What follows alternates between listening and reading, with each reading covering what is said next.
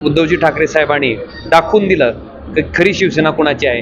दादा मला काय सांगाल, इतका मोठा प्रमाणात मताधिक्याने आपण निवडून आलात, काय भावना आहे? मला वाटते मताधिक्य जितका अधिकचा असेल तेवढी जबाबदारी सुद्धा अधिकची असते, कारण तेवढ्या जास्त लोकांनी आपल्यावर विश्वास दाखवलेला असतो. मला वाटतं त्या विश्वासाला पात्र राहून अजून त्यांच्यासाठी काम करणं, लोकसभेत असेल मतदारसंघात असेल, मला वाटतं आता ही जबाबदारी आणि ही जबाबदारी म्हणून स्वीकारून मी अजून चांगल्या पद्धतीनं काम करायचा प्रयत्न. जवळपास 3 लाखाच्या पुढे आपला टप्पा गेलेला, गेल्या तुलनेत जर विचार केला तर मोठं प्रेम जनतेकडून तुम्हाला. निश्चित मला वाटतं मी जे 5 वर्ष खासदार म्हणून ह्या मतदारसंघामध्ये काम केलं त्या कामाबद्दल लोकांनी दाखवलेला विश्वास आहे. आणि सगळ्यात महत्त्वाचं की आपण जर बघितलं असेल तर ही मंडळी कायमस्वरूपी म्हणायची की मागच्या वेळेस मोदी होते म्हणून आपण निवडून आलात. मी त्यांना कायमस्वरूपी सांगण्याचा प्रयत्न करत होतो की बाबा रे, हिंदुहृदय सम्राट शिवसेना प्रमुख बाळासाहेब ठाकरेंना मानणारा हा मतदारसंघ आहे. बाळासाहेबांच्या आशीर्वादानं कल्पनाताई नरेरे ह्या भागाच्या खासदार होत्या ज्यावेळेस मोदींचा राजकीय जन्मही झालेला नव्हता. कांबळे साहेब या ठिकाणी खासदार 2 वेळेस होते. ते हिंदुहृदय सम्राट शिवसेना प्रमुख बाळासाहेब ठाकरेंच्या आशीर्वादानं, त्याच्यामुळं हाडाचा शिवसैनिक ह्या मतदारसंघामध्ये आहे.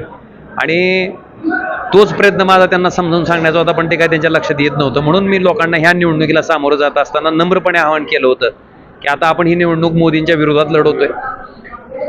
ते समोर असताना जेवढं मतं आपल्याला पडले होते त्याच्यापेक्षा एक तरी मत जर आपण जास्त घेऊन ह्यावेळेस निवडून आलो तर ती खऱ्या अर्थानं मला सांगता येईल की मी बाळासाहेबांचा सैनिक आहे.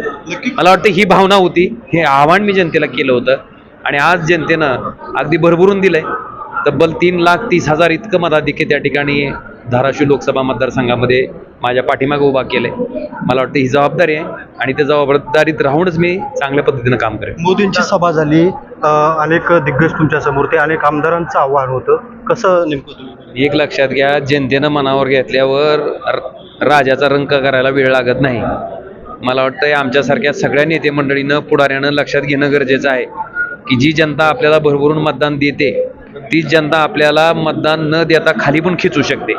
आपण जर लोकांभिमुख काम केलं, लोकांना गृहीत न धरता त्यांच्या सल्ल्यानुसार जर आपण गेलो, त्यांच्या अडचणी, त्यांच्या समस्या ह्या आपल्या समस्या असं समजून जर आपण काम केलं तर सामान्य जनता कशा पद्धतीनं प्रतिसाद देते ह्याचं हे मूर्तिमंत उदाहरण आहे. आणि लोकांना गृहीत धरून जर राजकारण केलं गेलं की लोकशाही मार्गाने तयार झालेले पक्ष म्हणजे शिवसेना उद्धव साहेबांची नाही, राष्ट्रवादी काँग्रेस पक्ष ज्या शरदचंद्रजी पवार साहेबांनी स्थापन केला त्यांचा नाही, मला वाटतं हे लोकांना गृहीत धरून केलेलं राजकारण आवडलेलं नाही. त्याला दिलेलं उत्तर आहे. इतक्या मोठ्या मताने निवडून आलात, उद्धव ठाकरेंचं काय बोलणं झालं का आपल्या? निश्चित पक्षप्रमुख उद्धवजी ठाकरे साहेबांच्या परिश्रमाचं हे यश आहे. आपण बघितलं असेल, आदरणीय पक्षप्रमुख उद्धवजी ठाकरे साहेबांना मुख्यमंत्री पदावरून ज्यावेळेस ते कुणाची वाट बघत बसते ना, डायरेक्ट राजीनामा दिला. सुप्रीम कोर्टानं सुद्धा सांगितलं की जर राजीनामा दिला नसता तर आम्हाला परत तुम्हाला बसवता आलं असतं.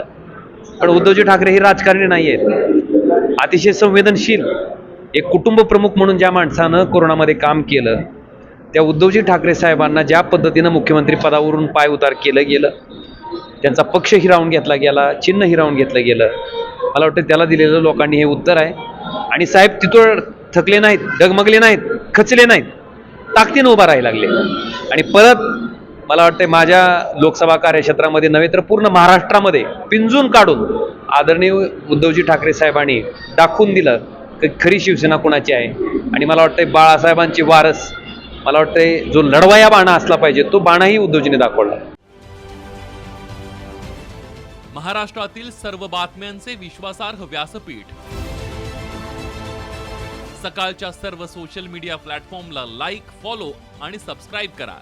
तसंच सर्व नोटिफिकेशनसाठी बेल आयकॉन प्रेस करायला विसरू नका.